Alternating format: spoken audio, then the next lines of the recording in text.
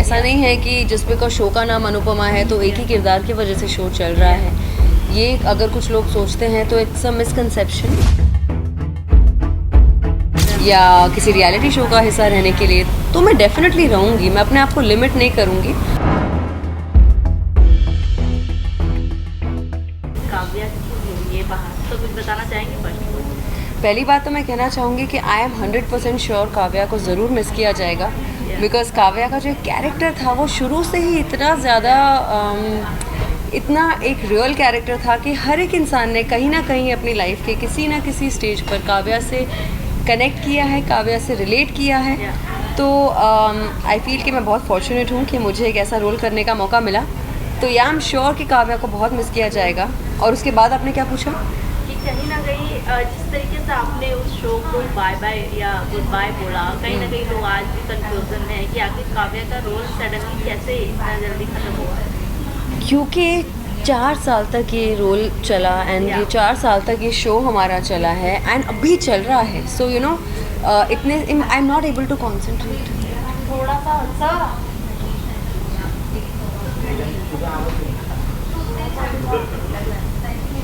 अच्छा, these our guest है, कोई दिक्कत नहीं। इट्स ओके, कर लो, चलो आई विल डू इट। अभी सेटअप में चेंज करो। हाँ ऐसा हट जाओ ना मेरे आगे से। तो स्टार्ट करते हैं। हाँ, रेडी, ओके।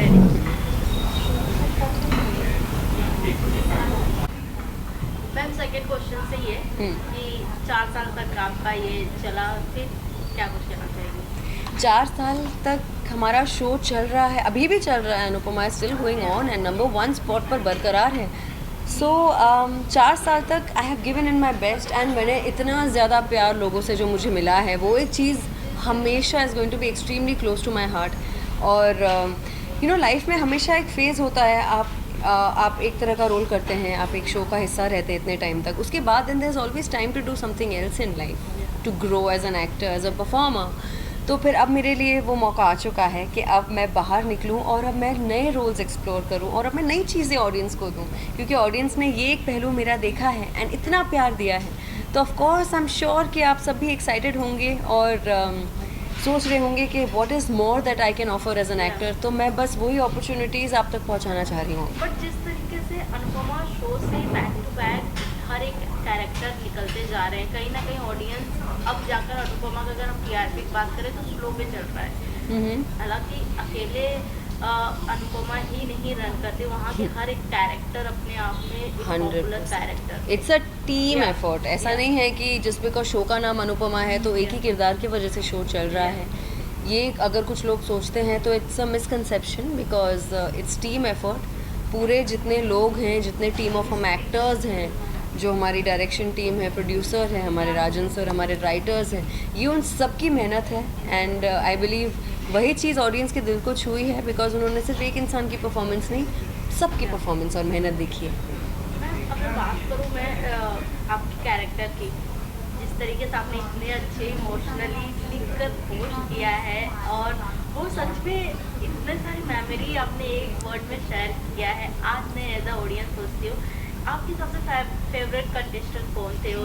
कंटेस्टेंट सॉरी कौन थे जिनके साथ आपकी अच्छी केमिस्ट्री थी और आज भी उसके साथ में you know after real life में उसके वैसे मैं पॉइंट आउट तो नहीं करना चाहती कि मेरे बेस्टी कौन है सेट पर, बट अगर आप कह रहे हैं, if I am being honest, so it's Bapu ji, Arvind Vaidya जी।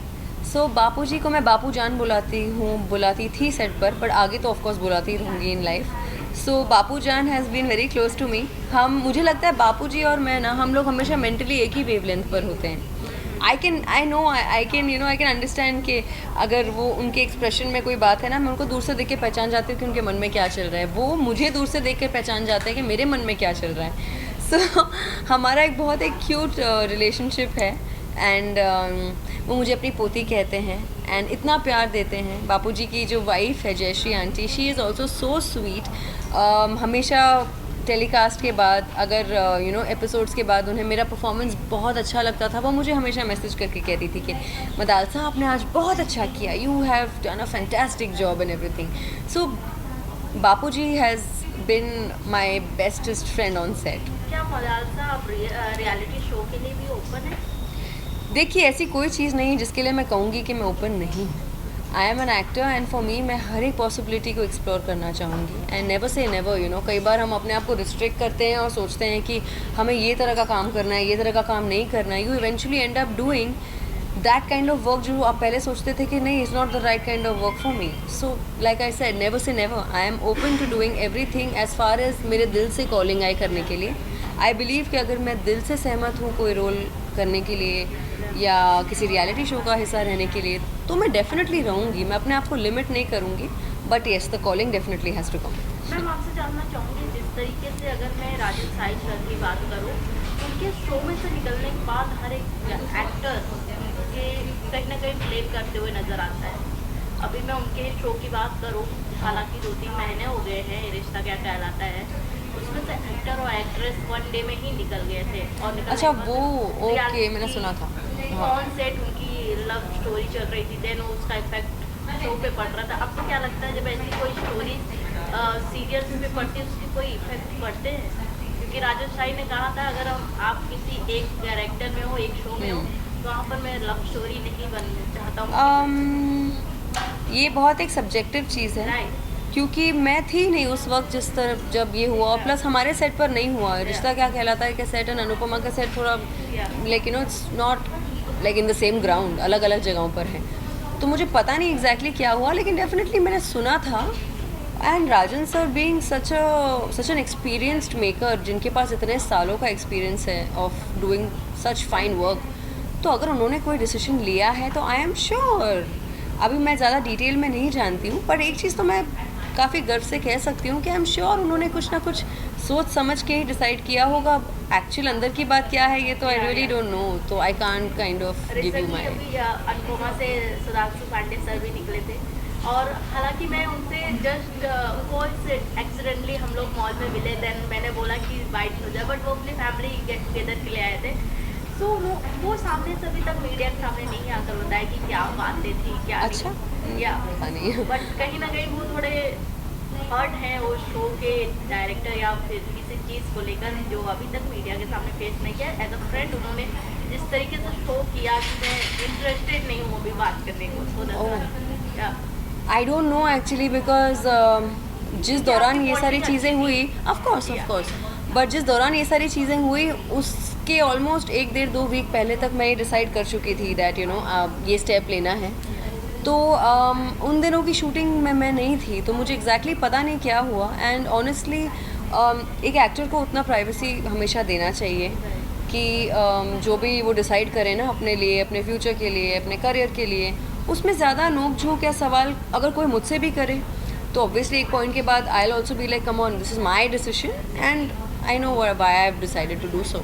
तो इसीलिए किसी और के डिसीजन में भी एज एन एक्टर मैं वो बात रिस्पेक्ट करती हूँ. तो मैं कभी भी किसी से पूछने नहीं जाती कि क्या हुआ था, oh my god, just for the heck of gossip, because I know what it feels like to take certain decisions because of reasons. So कोई बात नहीं. आई मीन अगर उन्होंने डिसाइड किया है सो आई एम श्योर उन्होंने अपने आप को उस जोन में रख के डिसाइड किया होगा कि अब वो क्यों नहीं करना चाहते हैं. उनके पास रीजंस होंगे. हम हर एक चीज़ कोई ना कोई रीज़न की वजह से ही करते हैं. उनके पास अपने रीजंस होंगे, तो इसीलिए उन्होंने किया होगा. जब उन्हें लगेगा कि सही टाइम है, अगर उन्हें बात करना होगा तो करेंगे. अदरवाइज़ तो अभी तो शो खैर लीप ले रही है, 15 साल का लीप ले रही है, जो कि आपने सुना ही होगा. सो 15 साल is a very long time and I think there will be a few more exits now on the show.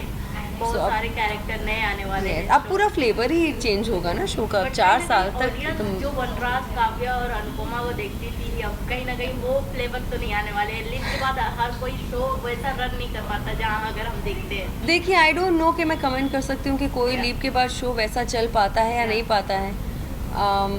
They are phenomenal makers. इन्होंने ये रिश्ता क्या कहलाता है 13, 14, 15 साल तक चलाया है. तो अनुपमा को तो 4 साल ही हुए हैं. सो आई एम श्योर उन्होंने कुछ ना कुछ सोचा ही होगा. बट एक बात तो मैं दावे के साथ कह सकती हूँ कि वनराज, काव्या, अनुपमा, ये एंगल जो एक शुरू में इतना ब्यूटीफुल एंड इतना एक जो इतने ज़ोरों शोरों से शो यू नो एक बूम के साथ शुरू हुआ था, डेफिनेटली हमारे किरदार, हमारे वो इक्वेशंस अभी आप नहीं देखेंगे. बट आई एम श्योर आगे जो किरदार होंगे उनके साथ भी आप अटैच हो ही जाएंगे, बिकॉज उस तरह से कहानी लिखी जाएगी. बट काव्या तो एक ही है. Right.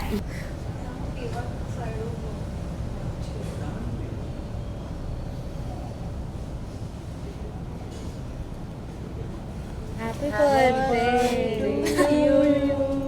Happy birthday to you. Happy birthday, dear mother sir. Thank you. Happy birthday to you. Thank you so much.